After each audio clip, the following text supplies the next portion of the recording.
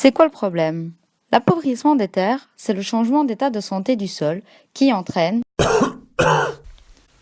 Des maladies, et donc entraîne une diminution de la capacité de l'écosystème à fournir des biens et des services. La formation du sol est un processus qui existe sur une échelle du temps millénaire. centenaires, millionnaires, bref, on s'en fout quoi. Il existe plusieurs types de dégradation.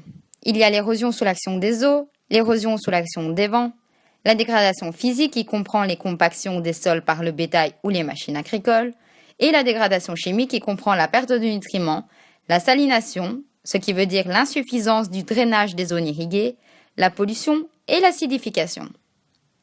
L'érosion représente 83% du niveau mondial, la dégradation physique 5% et la dégradation chimique 12%.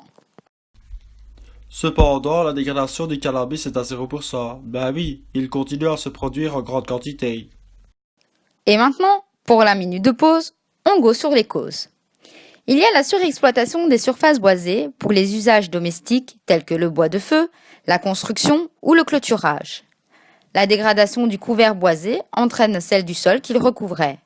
Ce phénomène est en relation directe avec les facteurs démographiques et ainsi, ce rythme excède le croît naturel de la végétation et les prélèvements réduisent le capital productif.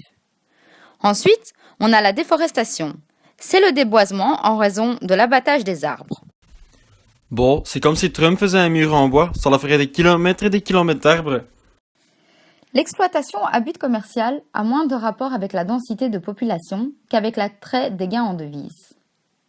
Le surpâturage, c'est une surexploitation des ressources végétales servant à l'alimentation, ce qui a une incidence différente d'un pays à un autre. La zone sahélienne est donc la plus touchée par cette pratique.